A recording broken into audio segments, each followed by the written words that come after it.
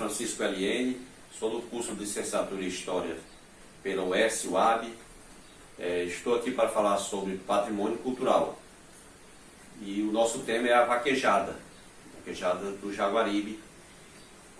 E como para falar da vaquejada, a gente tem que começar desde os primórdios, desde como começou. E sobre isso eu vou falar sobre o livro de Cândido Couto, O Ceará e a Civilização do Couro. Houve várias tentativas da colonização do Ceará Grande, sendo a primeira efetuada por Pero Coelho de Souza em 1603, em companhia de outros soldados, dentre eles Martins Soares Moreno, com o intuito de explorar o rio Jaguaribe e impedir o contrabando de madeira e outros produtos que estavam sendo cometidos por estrangeiros. E a segunda foi em 1607, pelos jesuítas Francisco Pinto Moreno e Luiz Filgueiras, acompanhados de 60 índios catequizados. E o objetivo era a ocupação e a evangelização. Eles desembarcaram no rio Jaguaribe, seguindo a pé pelo litoral rumo à Serra da Ibiapaba. Desse trajeto, muitos nativos que acompanhavam começaram a ver as atrocidades que os brancos cometiam com o seu próprio povo. E eles se rebelaram e atacando a expedição, que foi quase que completamente eliminada, matando inclusive o jesuíta Francisco Pinto. Isso no início do ano de 1608. O jesuíta Luiz Filgueira consegue fugir desse massacre. E posteriormente ele faz uma expedição para a Ilha do Marajó, que também entra em conflito com os índios locais, sendo assassinado em 1643. A colonização do território brasileiro teve duas vertentes. A primeira pela cultura da cana-de-açúcar e nas áreas litorâneas, e a criação de gado no interior, que foi dividido em três núcleos que resultaram na expansão pastoril. Essa colonização foi dividida em três núcleos, que são o núcleo de São Vicente, que teve início em 1534, o núcleo de Pernambuco, que iniciou-se em 1535, e o núcleo da Bahia, um pouco depois, em 1549. A colonização do Ceará teve sua origem na criação do gado e outros animais, trazidos como semente por Martins Soares Moreno, tido como fundador do Ceará, isso em 1621. E as principais raças trazidas para cá foram o gado crioulo, conhecido como pé duro, a cabra mochotó e o carneiro bérgamo. No ano de 1670, a boiada originária do núcleo da Bahia e de Pernambuco ganharam os vales do São Francisco e, por intermédio das vazas dos rios Jaguaribe e Acaraú, propagaram-se na capitania do Ceará Grande. O gado vinha para a engorda ao Ceará Grande e, em virtude das abundantes pastagens e das características do solo, tornaram-se ideal para a pecuária. Isso eles adentraram com o gado dentro do Ceará no intuito do gado engordar, e depois eles vinham buscar esse gado, e com isso surgiu a colonização, o início da colonização. O gado que entrava no Ceará tinha vários caminhos.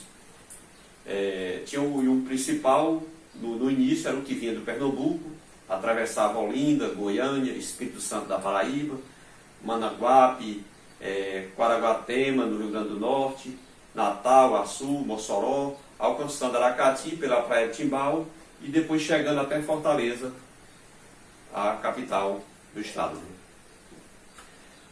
Teve vários caminhos, surgiram vários caminhos para os trajetos dessas boiadas, né? E os principais caminhos que levavam tanto o gado como o couro e a carne de charque já beneficiada eram os seguintes. Eram quatro: a estrada geral de Jaguaribe, a estrada das boiadas, a estrada da Nova dos Bois e a estrada da Caiçara. Eu vou falar um pouco sobre a estrada do Jaguaribe, que partia do Aracati, rio acima, atravessava o Jaguaribe em passagem de pedra, passava pela cidade de Russas e Có, subindo o rio Salgado até as suas nascentes, seguindo pela Serra do Araripe, passando pelas Caatingas, chegando ao rio São Francisco, tornando-se a mais notável via de colonização do Ceará colonial. A outra é a Estrada das Boiadas, ou a Estrada de Pernambuco, que ela partia da fronteira cearense, passando pelos lugares hoje chamados São João do Rio do Peixe, Souza, Pombal, Patos, passando pela margem do rio Piranha, seguindo o curso do rio Taperoá e Santa Rosa, até chegar a Campina Grande, que foi um grande e importante centro comercial da região, seguindo por vários povoados e rios até chegar à capital do Pernambuco, Recife. A Estrada Nova dos Bois, como era conhecida, ela partia de Pau dos Ferros, do Rio Grande do Norte, pelo Pereiro, cruzando um pouco a cidade de Jaguaribe, na parte de cima, seguindo por Solonópio, que é o antigo Riacho do Sangue, passando pelo rio Banaboiú, Xeramubim, chegando à cidade e depois seguindo por uma bifurcação que ia para Boa Viagem, Independência e Crateús, chegando ao Piauí por essa bifurcação e por outra bifurcação seguindo até Sobral. A estrada da Caiçara era a única via de acesso à orla marítima, os povoados da ribeira do rio Acaraú, servindo também de ligação entre o norte do Ceará com os estados da Paraíba e Pernambuco. Essas estradas foram os fatores principais para a colonização do Ceará. Através dessas estradas que surgiam povoados e se estendia a colonização do nosso estado. A principal fonte econômica do Ceará Grande. A criação do gado foi o fator principal para a colonização do Ceará, devido ao solo apropriado, com amplas pastagens, que se tornou propício tanto para a criação do gado de corte como para o gado leiteiro, sendo que a principal atividade econômica foi o couro e o charque, que por muitos anos foram os pilares da economia do Ceará e estados vizinhos. Esse charque, vou falar um pouco sobre o charque, ele era carne de gado beneficiada, salgada, que era para poder durar muito tempo, transporte, chegando até os seus destinos. A cultura da criação de gado no interior do estado levou o homem à ocupação das terras. O gado era ao mesmo tempo, tanto ele era transporte como levar transporte e mercadoria. Além de puxar carro de bois que transportava mantimento, à medida que se intensificava esse tráfego, abria-se novos caminhos e alcançavam-se outras regiões, que posteriormente eram também povoadas. Agora vou falar sobre o nosso primeiro vaqueiro. Foi o índio no processo da colonização. O índio foi nosso primeiro vaqueiro e sua adaptação a esta profissão deve-se ao fato de ser uma atividade mais leve, que ele se adaptou fácil e não teve tanta revolta contra isso. Essa adaptação do índio ao pastoreiro é responsável pela forma étnica do estado do Ceará, em sua grande maioria cabocla, mistura de índio e branco. O índio adaptado foi parcialmente absorvido, em vez de completamente eliminado, como em outros estados. Então o índio foi um ser que ele foi incrementado à nossa realidade, né? Devido ele se adaptou. Ele começou a se relacionar com pessoas brancas e se envolveu e foi bem absorvido nesse campo. Agora o vaqueiro. O vaqueiro torna-se a peça principal e de enorme importância na pecuária, pois ele, como agente indispensável que fazia todas as tarefas que englobavam o traquejo do gado e seu beneficiamento, até a exportação para outras regiões, como a carne que abastecia o litoral e também o couro que era usado em quase tudo que cercavam naquela época, como porta de cabana, leitos, corda, cantil, alforge, mochila, baía para faca, além de ser usado como vestimento dos vaqueiros. No Nordeste, a razão de vestir o couro e proteger-se das caatingas, se há quem se traje com o couro, é porque ainda existe floresta, né? Portanto, preservar o vaqueiro e sua tradição é preservar a caatinga. Entretanto, a tarefa de proteger o vaqueiro é do artesão. Isso é a matéria de produzir instrumentos para os vaqueiros, Em cada região surge algum notório mestre de couro. Com isso eu quero explicar para vocês como que é esses mestres do couro. São pessoas que fazem as roupas, as vestimentas para os vaqueiros. Ele faz desde o chapéu, perneira, a camisa, tudo, a bota, tudo eles têm, existe artesãos que fazem especificamente isso, com toda a ornamentação, fica uma coisa bonita e apropriada para a defesa do vaqueiro entrar na mata. Agora, o gado e as fazendas. O aumento das fazendas por compra ou aquisição de novas sesmaria é consequente do aumento do rebanho no início do ano 1700. Deveu-se o apoio dado aos colonos no combate aos donos naturais da terra. Ao lado das fazendas, além de currais para gado, construía-se casas de farinha para beneficiar a mandioca, que junto com a carne representava a principal base alimentar da população rural. A fazenda era a única unidade econômica social do sertão. Cada fazenda representava uma família. Ela era categorizada pelo extremo patriarcalismo peculiar às coletividades pastoris. Os laços de parentesco uniam todos ao Senhor. Havia parentes sanguíneos, legítimos ou ilegítimos. E, número maior, os moradores que prestavam serviço aos fazendeiros. Nessa época, o proprietário da fazenda tornaram-se os primeiros coronéis. E aí foi a criação dos coronéis, né? Eles impunham todos a seu mando, dizendo que quem deveria morrer ou viver, explorando os camponeses e tornando-os quase escravos. Na maioria das vezes, para fazer valer suas leis, recorria ao serviço dos jagunços, camponeses armados que eram mantidos pelos fazendeiros em troca de seus serviços. Açoitar, matar, ameaçar. O jagunço originou-se um dos tipos social mais estudado e curioso do sertão cangaceiro. Quem era esse jagunço? Os jagunços eram pessoas que eles pagavam para dar segurança e, de certa forma, amedrontar a população, os seus comandados, e para fazer valer sua lei e ganhar força perante outros, né? O comércio do gado em pé continuou desenvolvendo, assegurando-se prosperidade para um núcleo importante no contexto da civilização do Ceará. A Vila do Icó, no ano de 1736, foi um local estratégico para o comércio com os estados. As mercadorias vindas do Aracati eram conduzidas em carro de boi até Icó, de lá para os outros centros. O comércio era feito em lombo de cavalos e manso. Quer dizer, essa estrada do Jaguaribe, que ia até Icó, foi uma das principais que foi desenvolvido na época, né? Agora eu vou falar um pouco sobre o surgimento da vaquejada. Como nós chegamos à vaquejada. Eu já tinha falado anteriormente o início, agora eu vou falar como surgiu a vaquejada. A vaquejada surgiu quando o boi se desgarrava da boiada nas viagens, de volta das regiões de engorda e de comercialização, e desaparecia no mato. Ao vaqueiro cabia a tarefa de voltar para recuperá-lo. Com o tempo, esses animais tornaram-se semi-selvagens e considerados troféus para o vaqueiro que os resgatasse. Os vaqueiros iam normalmente a dupla, sendo um de cada diferente fazenda, que tinha o gado desaparecido.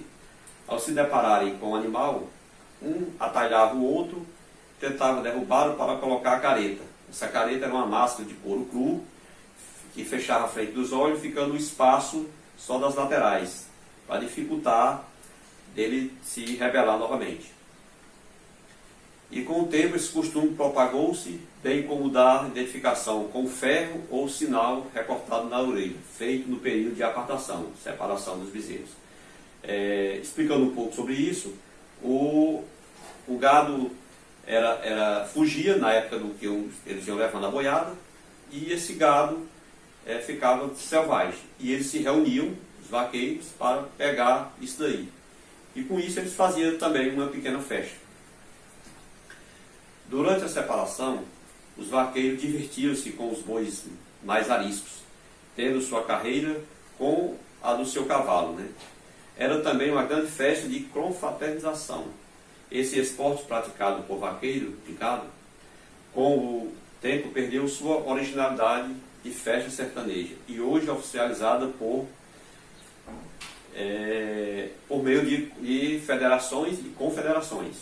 É praticado por vaqueiro urbano com calendário durante todo o ano. Quer dizer que houve uma grande mudança. Na época, a vaquejada foi por um acaso, começado por um acaso, por uma necessidade. E hoje é um grande esporte que movimenta milhões. A vaquejada de hoje consiste em derrubar o boi pelo rabo da faixa. A área para a prática desse esporte é composto por todo um complexo. Tem o jequi, que é a pista para a prática de esporte, o curral para o gado, o porteiro, o corredor, faixas marcadas com cal, palanque ao lado das faixas, onde ficam os fiscais. Os dois vaqueiros correm um ao lado do outro, um com o objetivo de determinar a direção do animal, que chama o batisteira, e o outro para pegar o boi pelo rabo. Envolve-se nas mãos e puxa forte e bruscamente, e tenta derrubá-lo no espaço entre as duas marcações, que é a faixa. O boi desequilibrado, ele cai. Caindo no espaço da marcação, os vaqueiros marcam o ponto, e o locutor grita, valeu boi. Quando o boi se distancia e os vaqueiros não conseguem agarrá-lo ou derrubá-lo no local adequado, o grita também, levou o cambão, quer dizer que ele perdeu o boi. As vaquejadas dos dias atuais, hoje é uma expressão artístico-cultural, ganharam o status de manifestação da cultura nacional e serão elevadas à condição de patrimônio cultural imaterial do Brasil. É o que estabelece a lei de número 13.364 de 2016. Com isso, novas regras foram criadas para essa vaquejada. E hoje ele tem todo um aparato, né? Vou ler um pouco conforme o texto da lei.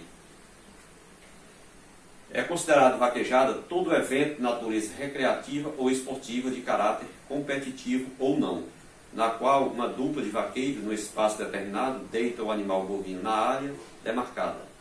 A equipe de vaqueiros é composta por um vaqueiro puxador, responsável por entrelaçar o protetor de cauda bovino entre as mãos e derrubar o boi no chão, e um vaqueiro esteireiro, responsável por direcionar o boi até o local da faixa demarcada, entregando o protetor de cauda ao puxador do boi. A lei diz também que a arena para a prática de vaquejada tem que permanecer isolada por cerca de 100 farpas, contendo placas de aviso e sinalização, para informar sobre os locais apropriados para a acomodação do público. É proibido qualquer tipo de material cortante na área. Os cuidados com os animais. Segundo a lei, os organizadores da vaquejada têm que, por lei, adotar medidas de proteção à integridade física do público, dos vaqueiros e também dos animais, que anteriormente isso não era levado em conta. Para ser utilizado na prática de atividade esportiva, os bois não podem possuir ferimentos ou sangramento. Também é vetado o uso de boi com chifre pontiagudos que ofereçam riscos aos competidores, e cavalos, à exceção de bois com protetores do chifre. Os cavalos precisam estar com arreios que não causem ferimentos. Além disso, todos os animais devem ser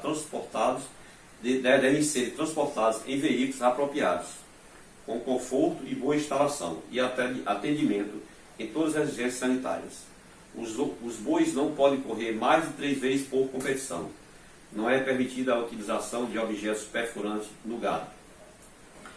Para assegurar o socorro dos animais, em caso de lesões, fica obrigatória a presença de médicos veterinários.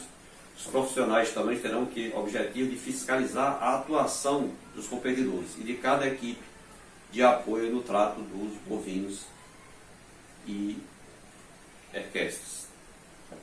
Existem regras para competir, né? E a vaquejada foi toda, a lei foi toda estabelecida em cima de regras para não botar em risco o animal nem o vaqueiro.